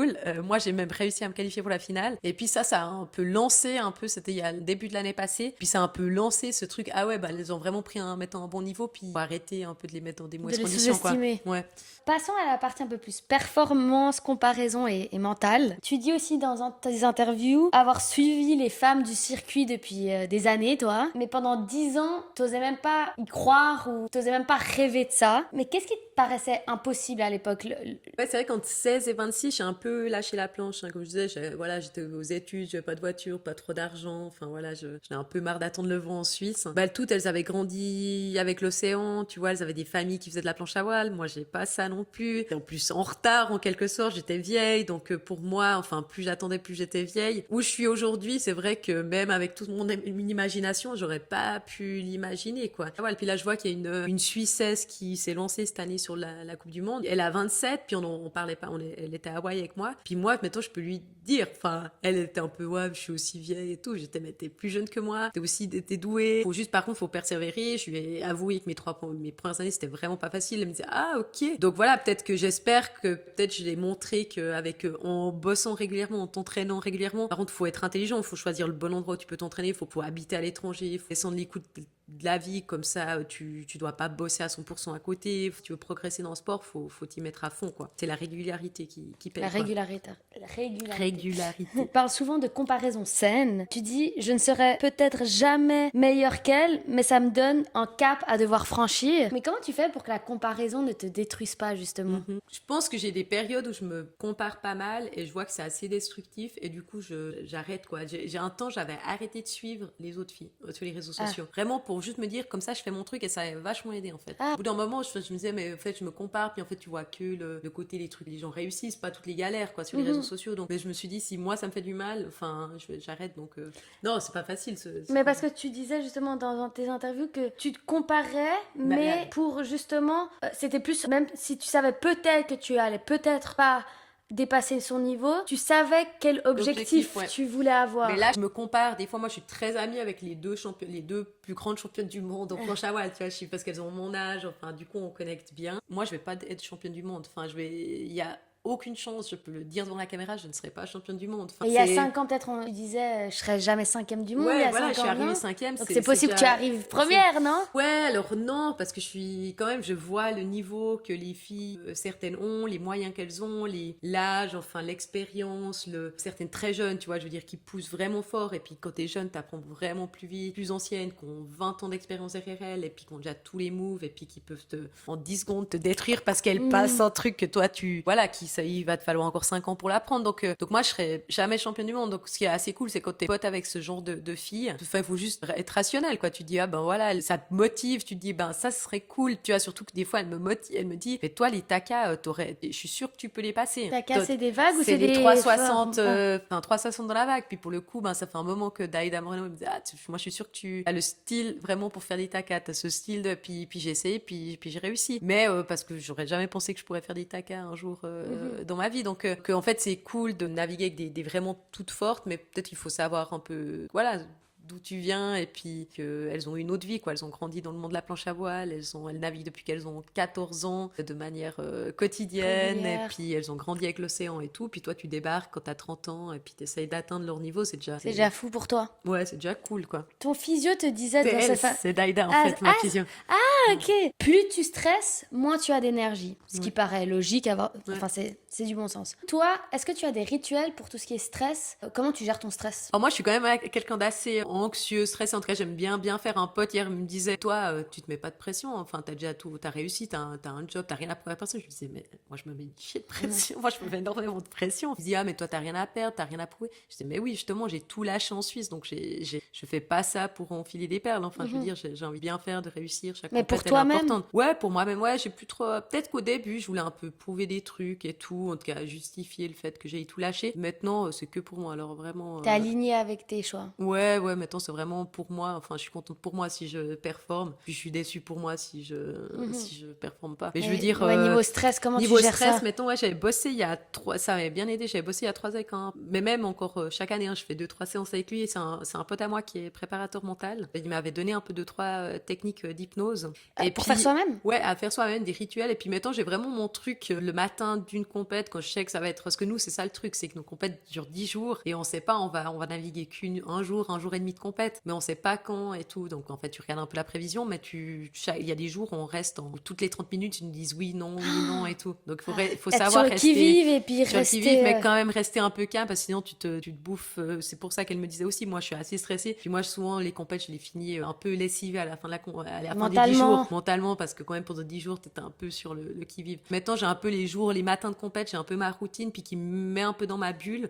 C'est un truc d'hypnose qui prend 10 minutes. Enfin, je fais de la respiration, je me note aussi peut-être souvent avant les compètes, je me note un peu ce qui est important pour moi dans cette compète, tu vois. J'ai envie d'être courageuse parce que je sais qu'il va y avoir des grosses vagues, puis j'ai envie de me surpasser dans les grosses vagues, j'ai envie d'être opportuniste, tu vois, enfin pas qu'on m'attende là et puis faire un truc, enfin tu vois, des trucs comme ça.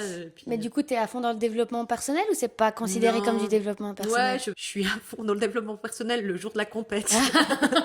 Bon, si c'est ta manière, ouais, c'est ma manière. ça fonctionne. J'arrive pas à faire tous les jours du C'est propre à journaling chacun. et tout.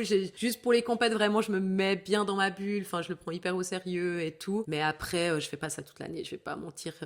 Non, mais c'est intéressant. Enfin, ça montre que c'est propre à chacun la manière dont, ouais, et puis dont moi, tu gères ton ça stress. m'aide à différencier, à pas, vu que je sais que je me mets beaucoup de pression pour les compètes, ben, pas vivre toute l'année avec cette pression, tu vois, c'est vraiment que les jours de là, compète. j'ai mon focus, donc je rentre dans ma bulle. Ouais. Les jours sans, comment est-ce que tu les accueilles aujourd'hui? Moi, je dis tout le temps, il y a une session très bien pour 10 sessions. Soit les conditions étaient incroyables, et en plus, c'était une bonne forte. journée pour toi, t'as tout déchiré, tu vois, tu sors de là. Donc, de temps en temps, ça arrive vraiment pas souvent. Franchement, des sessions où comme ça, je sors de l'eau et je suis vraiment en mode... Waouh, ça fait du bien. Quelques fois par année. Et moi, il me suffit d'une session comme ça pour me remotiver pour un mois de travail, tu vois. Je veux dire, c'est quand même, ça arrive pas souvent, des vraies sessions incroyables. Puis moi, maintenant, je suis contente de moi si je suis sortie dans des conditions pourries et puis j'ai fait le mieux que je pouvais avec ces conditions pourries, tu vois. Donc voilà, c'est vraiment la régularité et puis tout le temps s'entraîner, quoi. Par exemple, tu avais des super conditions, par exemple, dans une compétition, c'est toi qui as fait une erreur. Enfin, comment tu les gères ces jours sans? Ou est-ce que tu dis, bon, ce sera mieux la prochaine fois? Moi, j'essaie de beaucoup gérer la fatigue. Enfin, c'est quand même un sport assez engagé physiquement. Et puis, ce que j'ai appris au fil des années, c'est que pour moi, en tout cas, de trop naviguer, ça m'aidait pas à progresser. Plutôt maintenant un entraînement sur l'eau par jour. Et puis, le deuxième entraînement sera plus du physique, du stretch. Un jour où je suis fatiguée, ce sera du stretching, enfin des choses comme ça. Mais je veux dire, les jours où je suis hyper fatiguée, vu que je me suis blessée en étant hyper fatiguée, des fois, je me dis, bon, ça va peut-être donner le tour dans l'eau, je vais un petit coup. Si je vois que je fais n'importe quoi dans l'eau, je rentre direct et puis range mon matos, on me dit ça va, t'as navigué 10 minutes, je fais et ouais. Et ouais. Mais du coup, comment tu gères aussi entre guillemets, ce ratio 1/10? C'est pas frustrant aussi que tu travailles 9 fois pour avoir ce sentiment une fois? Je pense que si t'es sportif d'élite, t'as des exigences qui font que, tu vois, je sors de toutes mes sessions de préparation physique en me disant j'ai tout donné, c'est bon, j'ai fait mon truc. Par contre, sur l'eau, c'est vraiment la planche à voile, c'est que tout s'aligne pour que les conditions soient les conditions où tu aimes bien, où tu peux bien envoyer, tu vois, que le vent ne soit pas non plus trop fort, où tu as l'impression que tu vas te tuer à chaque fois que tu décolles, que les vagues elles soient grosses, mais d'une taille où tu aimes bien, tout ça, et qu'il n'y ait pas trop de monde sur l'eau, que tu puisses vraiment faire les sauts que tu veux. Ça arrive pas souvent. Puis par contre, moi j'ai énormément de plaisir d'être à l'eau. Chaque soir, je suis contente de ma journée, d'avoir fait du sport. Enfin, tu vois, j'ai pas besoin de grand chose de plus. Tu vois, j'ai pas besoin d'un restaurant 4 étoiles, j'ai pas besoin, je cherche pas. Donc l'envers du décor cette fois-ci est l'argent. Ok. Tu me dis ce que tu veux parler, pas parler. Tu dis que l'argent c'est un peu le nerf de la guerre, bon, un peu partout, mais notamment dans le sport. Et tu parles des saisons à 25 000, 35 000. Et ça représente quoi? C'est quoi ces 25 000, 35 000? Ça va où? C'est comment? L'argent dans ce sport, quoi. Aujourd'hui, pour faire une saison de planche à voile, moi je compte un budget de 25 et 30 000, tu vois, ça dépend un peu de s'ils rajoutent une compète, un endroit un peu hyper loin, qui va te coûter hyper cher, tout ça. Mais je veux dire, ça veut dire que tu dois un peu près trouver cet argent par des sponsors, soit gagner cet argent en fait. Puis moi aujourd'hui j'ai un peu un équilibre entre, je travaille à peu près à 30% comme journaliste, enfin je suis pas une vraie journaliste. Rédactrice, non? Rédactrice, ouais, j'ai écrit pour plusieurs magazines suisses. Le reste, grâce à des sponsors, quoi. Et voilà, après, tu as des comptes prestations. Ils vont te donner un certain montant, puis tu vas devoir faire ci, ça. Par exemple, un gros sponsor va te donner à peu près combien et un petit sponsor va te donner à peu près combien? J'ai la chance d'avoir des sponsors entre 1000 et 10 000. Une relation un peu de confiance qui s'est développée sur les 3 ans, mais c'est marrant parce que juste avant Passe-moi les jumelles, j'avais 0 Ah ouais? de budget. Et ça donne une visibilité? Non, c'était pas ce que Passe-moi les jumelles, c'est sorti 6 mois après qu'on l'ait tourné, mais c'est juste que là que ça s'est déclenché, le tour est devenu plus attractif parce qu'il y a eu des nouvelles destinations. Moi, j'ai un peu plus compris quel type de sponsor je pouvais, comment ça marchait, enfin, je demandais que à des grosses boîtes, mais en fait, eux, ils te répondent tous que la planche à voile, ça les intéresse pas. Et du coup, ça a été plus un peu un truc familial, enfin, c'est vraiment, des copains, mon frère, que j'allais à un apéro chez mon frère, et puis il me disait, ah, mais c'est trop cool, non, moi, je te donne un truc. Puis après, prendre un petit sponsor comme ça, puis en fait, ça donne une crédibilité, puis un autre, puis tous mes sponsors sont un peu connectés, hein. C'est marrant, tous ont vu et puis ils ont trouvé sympa, et puis maintenant, voilà, ça fait 3 ans que... Tu parles justement de sponsor connecté, il me semble, celui que je vais énumérer n'est pas un sponsor, mais je l'ai vu encore une fois dans cette interview Passe-moi les jumelles. J'ai vu le bus Medicalis. Ça, c'est pas un sponsor, non? Non, mais comment ça... Donc Medicalis, c'est l'entreprise Thomas. C'était une autre, mais je me disais... C'était rien à voir, c'était avant la planche à voile. Van était jaune pétant, en plein Lausanne, et puis ton papa avait cette entreprise, je pense qu'il venait de lancer, et puis il avait vu mon bus passer une fois, et puis il avait dit, ah ben ça sera un support publicité idéal. Je lui redisais l'autre jour. Non, parce qu'en temps... Un peu de contexte, Medicalis, c'est une entreprise d'intérim. D'intérim dans le médical. Dans le médical, qui fait partie du groupe Interiman Group. Je fais un peu de publicité pour la famille. Il disait quoi? Vraiment rien à voir, c'était vraiment avant que je fasse, c'était quand je bossais comme ingénieur à Lausanne. Donc rien à voir avec rien à voir avec le sport. Et puis par contre, j'ai eu ces autocollants pendant plein d'années sur mon van. En même temps, je l'ai revendu ce van, il est aux Canaries du coup. C'était rien à voir avec la planche. Tous mes sponsors, c'est des sponsors suisses entre Lausanne et Genève. Ils ont pas d'intérêt, enfin pour moi, j'ai pas d'intérêt à faire de la pub aux Canaries avec voilà, c'était ça ma question, ça se traduisait comment? Est-ce que c'est c'est de l'argent ou tu vas mettre des autocollants sur tes voiles? Ouais, alors moi j'ai des voiles, autocollants. Alors ce qui est assez cool, c'est que j'ai des autocollants de tous mes sponsors sur mes voiles. Donc chaque photo qui sort de moi, en fait, en gros, ça leur fait un peu de pub. Des petites à moyennes entreprises, donc ça anime un peu leurs réseaux sociaux. Et puis peut-être c'est aussi mon côté d'avoir travaillé avant en tant que chef de projet, des choses comme ça. En fait, ce que je propose souvent aux entreprises, c'est de faire des interventions en entreprise, donc des conférences. Ah ouais, intéressant. Par exemple, pour Bob's. Bob's, c'est mes copines aussi. Ah ouais, bah voilà. Bob's, qui est une entreprise très connue en Suisse romande. C'est la plus grosse entreprise, si je me trompe pas, une des plus grosses, mais je pense la plus grosse entreprise qui forme des apprentis. Okay. Et puis ils ont énormément d'apprentis. Puis chaque année, je vais faire une journée en fait avec ces apprentis, journée d'intégration. Donc j'étais allée passer toute la journée, je fais une petite conférence, questions. Ils sont pas dans le sport, ou certains le sont, mais faire un peu le lien entre se donner à fond, enfin de pouvoir faire des parallèles pour leur dire, on travaille aussi. S'il y a un projet qui vous intéresse particulièrement, donnez-vous à fond, foncez, mettez-y les heures. Enfin, le travail, ça paye toujours au final. mal, je voudrais peut-être pas les résultats directs, enfin plein de choses comme ça, plein de parallèles. Ou pour une autre entreprise, pour Imro à Genève, que j'apprécie aussi énormément. Bah, c'est marrant parce que les deux patrons sont des surfeurs en fait. Il y a tout le temps un lien avec le sport quand même. Les gens vont pas te sponsoriser si tu Sortie le nulle sport part. c'est inutile. Pour eux, je leur organise une sortie d'entreprise. Puis c'est vrai que ça leur fait un kit. Moi j'ai le contact avec cette école de voile et puis je leur donne en cours de voile. Puis après on fait un apéro tous ensemble. Donc voilà, c'est tout le temps, il y a des comptes prestations. Puis il faut trouver un peu ton domaine où t'aimes bien faire des trucs. Il y a des filles qui sont plus dans l'influence, qui vont plus vendre des produits sur internet. Moi ça m'a jamais trop attiré. Tu disais aussi que tu travailles à 30% en tant que rédactrice. Je sais Actrice. pas si c'est toujours d'actualité, mais aussi au lycée français au Grand Canaria, des cours à distance, mais tu fais... J'ai tout fait en fait. Alors j'ai pas tout eu en même temps, mais en gros j'ai évolué en fonction. Enfin j'ai commencé comme dans l'atelier de voile, de réparation de voile. C'était un lieu fixe, des horaires fixes. Et puis ça c'était pas du tout pas en adéquation avec voyager, partir s'entraîner sur des spots à l'étranger, tout ça. Donc, au moment où j'ai commencé à me dire, en fait, il va falloir que je commence à voyager plus, à aller faire telle et telle compète, je fais plus si j'avais un premier commencé à écrire des articles ou à donner des cours par Internet. Mais les deux, c'était un peu la même période. Il y a eu 2 ans où je donnais des cours. Ça, les cours online, c'était hyper cool parce que j'aime bien enseigner. Par contre, c'était online, je pouvais être n'importe où dans le monde, mais par contre, c'était des horaires fixes. Ouais. Et ça aussi. Cours de maths? Ouais, cours de maths, cours d'allemand, j'ai un peu tout fait. Donc, petit à petit, j'avais, je crois, déjà un pied dans la rédaction et puis là j'ai commencé à me donner plus là-dedans, à prendre plus de mandats.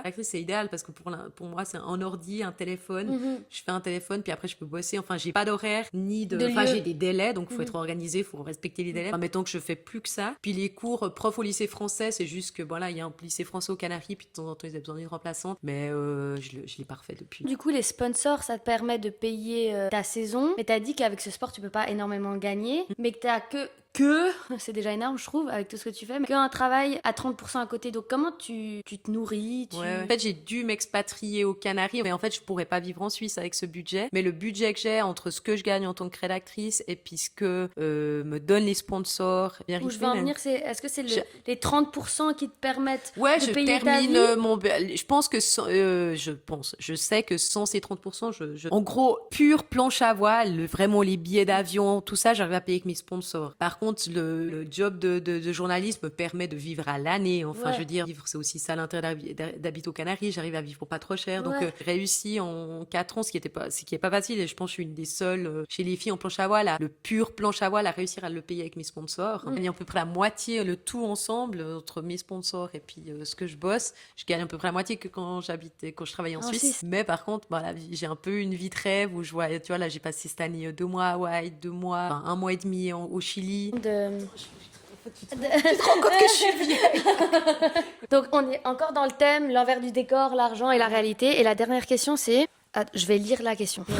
Est-ce que le windsurf est particulièrement compliqué financièrement ou est-ce plus dans le sport féminin? Planche à voile, c'est des sports où il y a peu de pratiquants, ou surtout les pratiquants diminuent avec les années, en fait, vu qu'il y a eu l'arrivée du kite il y a 10-15 ans et puis le wing dernièrement. Un sport compliqué à apprendre, tu as besoin de beaucoup de matos, ça coûte cher. Donc vraiment les pratiquants, ça fait comme ça chaque année. Donc c'est des sports évidemment qui ont moins de moyens, il y a pas beaucoup d'argent dedans. Les garçons sont pas riches. Il y a quelques garçons qui s'en sortent bien. Dans les années 80, ils ont vraiment fait de l'argent. Il y a des garçons, des hommes qui peuvent vivre de ça. Par contre, il y a qu'une femme qui peut vraiment vivre de ça. Donc c'est ça en fait la différence. Puis, ta physio? Ma physio, elle a vécu de ça. Maintenant, elle est physio du coup. Mais je veux dire, elle a bien gagné, elle a assez bien gagné avant. Elle est intelligente, elle investit tout ça. Mais je veux dire, aujourd'hui, chez les filles, moi je trouve que c'est ça un peu dans le sport féminin. Enfin, tu vois, en Suisse, tu gagnes à peu près 30% de moins. On dit qu'il y a un écart salarial à peu près de 30% entre les hommes et les femmes. En fait, tu peux même pas quantifier ça dans le sport, je pense en général. Dans le windsurf, par exemple, moi, je sais que certains hommes, les plus gros contrats, pas tous du tout, il y en a plein qui galèrent. Mais dans tous les sports, entre la place 20 et 100. Mais je veux dire, peut-être les plus gros budgets, je pense, dans la planche, ils ont entre 50 et 100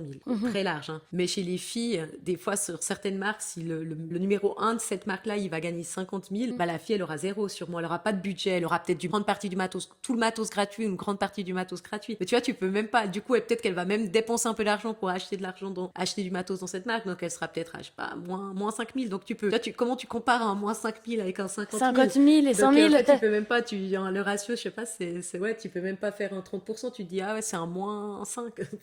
T'as quel avis? Enfin, Ouais, t'as quel avis sur ça? Alors, on essaie plutôt en ce moment de tourner Moi, j'essaie de trouver des solutions pour donner plus de visibilité au sport féminin, au windsurf féminin en particulier. Dans ce monde-là, il y a peu d'argent. Pour l'instant, il semblerait que les dirigeants, ils n'avaient pas envie de mettre plus de 1 ou 2% à 5% chez les filles. Enfin, je veux dire, mais par contre, si je négocie quelque chose avec une marque, quand ils me disent qu'ils n'ont pas l'argent, je leur fais quand même un petit message que je pense qu'ils ont l'argent, tu vois. J'ai pas de peine à le dire, tu vois. Juste tes priorités. Si tu veux pas... Moi, je pense qu'il y a plein d'intérêt à donner plus de visibilité aux filles parce qu'elles apportent quelque chose de différent que les hommes. Et maintenant, il y en a certaines qui montent en puissance et qui ont des chouettes profils. Ça aussi, on a parlé juste 2 minutes avant le podcast de ce projet qu'on a lancé avec Sarah Kita, qui est une grande championne de planche à voile. On s'est mis les deux. L'année passée, on parlait beaucoup de ça. On se disait, il faut qu'on donne plus de visibilité, mais de manière collective aux filles. Et puis, on a lancé ce projet qui s'appelle Navella. Et en fait, on veut faire un épisode par compétition, par Coupe du Monde. Puis, on a sorti, pour l'instant, c'est énormément de travail. Puis, c'est aussi financièrement, on doit tout le temps trouver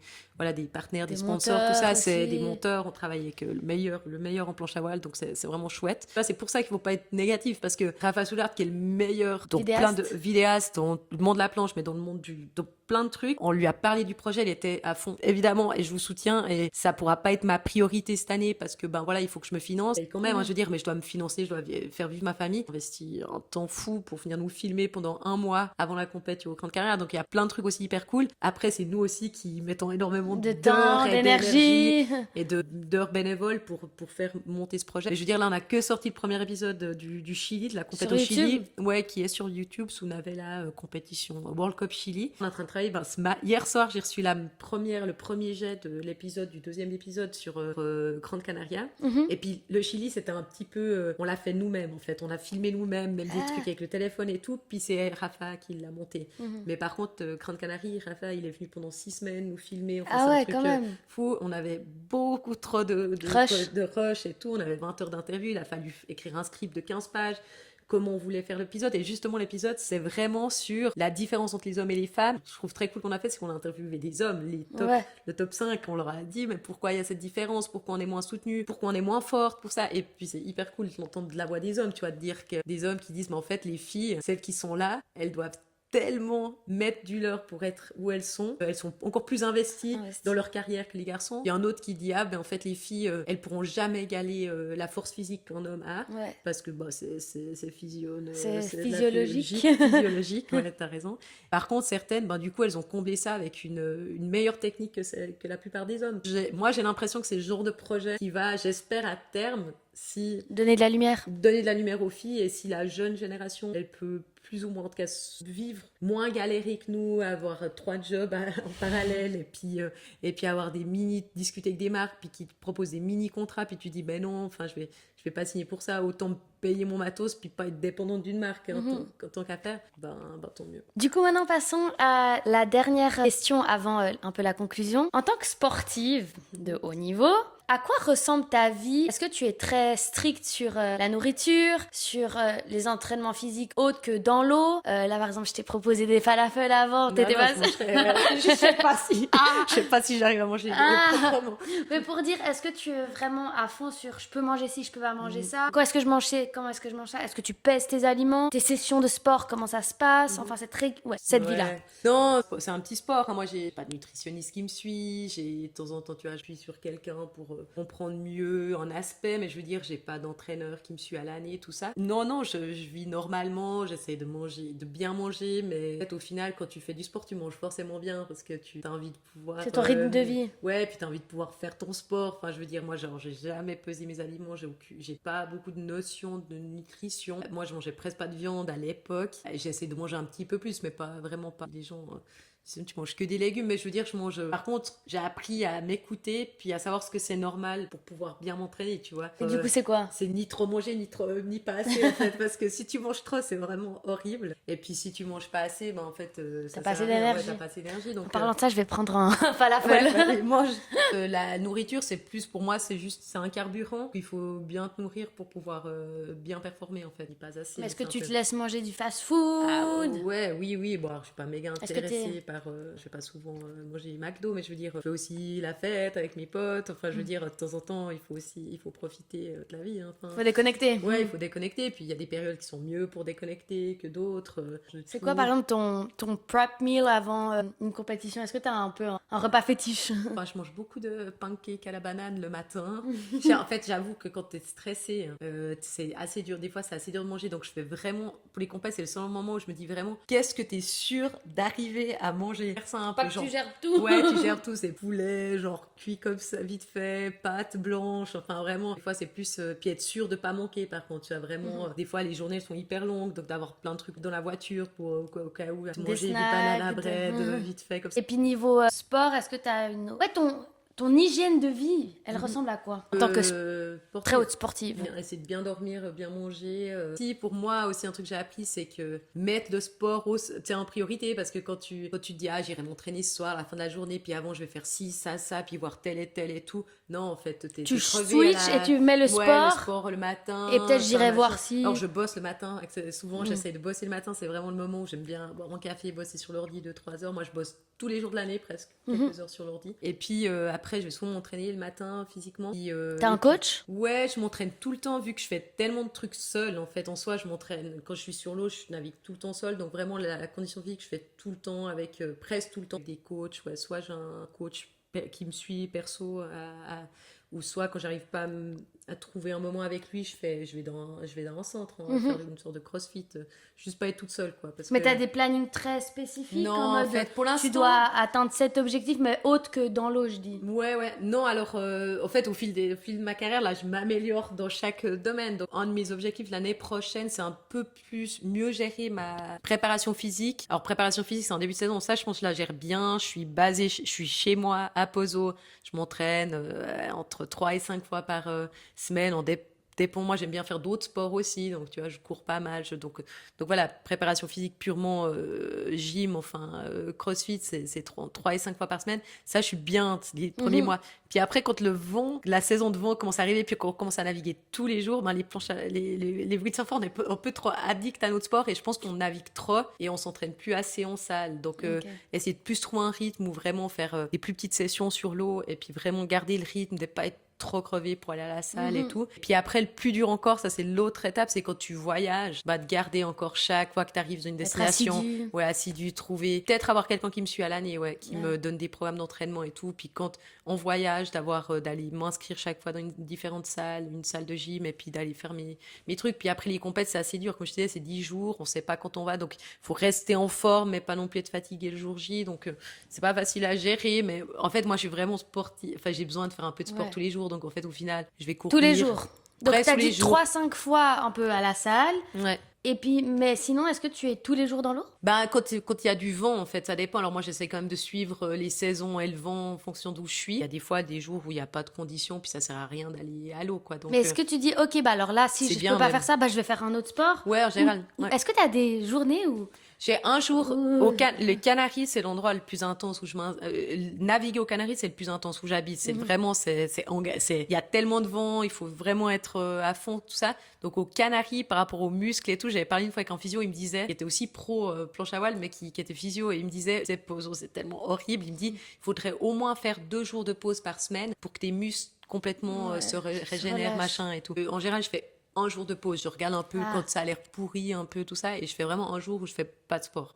Donc pour conclure cette interview, qu'est-ce que tu voudrais dire à toutes les personnes qui disent, parce qu'elles sont trop vieilles ou trop vieux, elles ont 30 ans et plus, c'est trop tard. Peu importe que ce soit pour un sport ou quoi que ce soit, tu leur dirais quoi? Pensez bien à ce que vous avez envie de faire dans la vie et ce qui vous rend fondamentalement heureux, et puis mettez-y les moyens, quoi. Donc je veux dire, il faut des fois prendre un peu des décisions radicales, changer un peu complètement de vie ou la réorganiser, et pas se mentir à soi-même. Je pense que c'est hyper important. Il y a beaucoup de gens qui disent moi ça c'est mon truc, et puis si je faisais ça je serais hyper heureuse. En fait des fois il y a des gens qui, j'ai envie de leur dire alors peut-être travaille sur cet autre aspect, et c'est pas ça qui va te rendre heureux.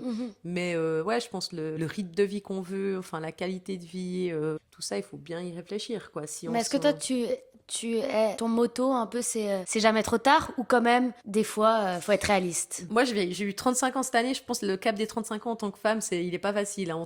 On te dit que t'es un peu fini avec 35 ans et tout, même si si les médias le disent pas vraiment. Enfin, inconsciemment, tu l'as quand même beaucoup, tu l'as quand même conscientisé. Donc, c'est jamais trop tard. Après, t'as pas la même énergie à 35 ans qu'à 15 ans, quoi. Je veux dire, moi, j'ai dû apprendre tout ce que j'ai appris entre 30 et 35. Ça m'a pris plus d'énergie et plus de temps que quelqu'un qui a 20 ans. La chance d'être plus adulte ou plus expérimentée dans la vie, c'est que moi j'avais vraiment cette structure de travail par rapport aux jeunes. J'étais souvent des papas de jeunes, ils me disaient moi j'espère que j'aimerais trop que ma fille s'entraîne comme toi, soyez aussi, voilà, quand elle est sur l'eau elle est à fond, et puis c'est pas en mode machin, pas l'énergie des 20 ans. Par contre j'avais la structure, enfin j'avais un peu cette ambition, d'ambition, et puis puis ce côté organisé, structure de travail, quoi. Si tu penses que t'avais des enfants là maintenant, est-ce que tu penses que t'aurais sauté le cap à 30 ans? Bon, c'est avec des si, mais pour dire... c'est différent. Enfin, je pense pas que j'aurais pu progresser comme j'ai progressé avec un petit enfant à ma charge. Enfin, clairement, si t'as des enfants, il y a plein de projets qui sont tout à fait adaptés avec des enfants. Enfin, je veux dire, c'est peut-être pas... En fait, je pense assez intelligent de faire dans l'autre sens, enfin, de faire ta carrière sportive. Enfin, moi, je trouve trop cool. Maintenant, il y a plein de femmes qui commencent des sportives, qui font des comebacks, qui ont des enfants qui font des comebacks et tout, mais souvent elles ont une carrière sportive avant, de monter après, d'avoir des enfants, puis d'avoir l'énergie, ce que j'ai mis pendant 3-4 ans pour monter dans mon sommet. sport. Je sais pas si je l'aurais fait, j'aurais peut-être eu l'impression que je passais aussi pas assez de temps avec mon enfant, tu vois. Donc je veux dire, non, je pense que mon projet comme je l'ai fait, c'est plus adapté de le faire sans enfant. Par contre, je suis convaincue que tu peux, une fois que tu as un certain niveau, tu peux avoir des enfants. Et pour finir, la toute dernière phrase, qu'est-ce qu'on ne dirait pas, mais que l'océan, l'eau, la mer, peu importe, a appris sur toi? C'est vaste comme question. Ouais, c'est vaste. T'as beau être en forme physique, mais t'es rien du tout quand tu te fais démolir par une vague. Bah oui, c'est vrai. En fait, je pensais pas que t'allais dire quelque chose du genre, mais oui. Enfin, le pouvoir de la nature, quoi. Ouais, le pouvoir de la nature, il te remet vite à la place, comme la montagne. Enfin, je veux dire, la nature sera toujours plus forte que nous. T'as beau te préparer et tout.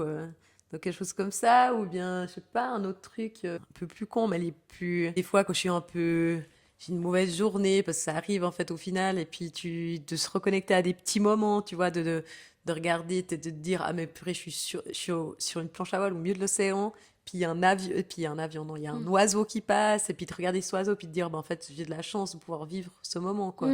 Donc plus des fois l'instant présent, ces petits moments de la vie, de se reconnecter à ces petits moments. Ok. Bah merci. Merci à toi, c'était cool, une sacrée introspection, meilleure qu'une heure de psy. Ah super, tu reviens quand tu veux. Venez chez Anaëlle. Venez, vous êtes les bienvenus. Sur le divan.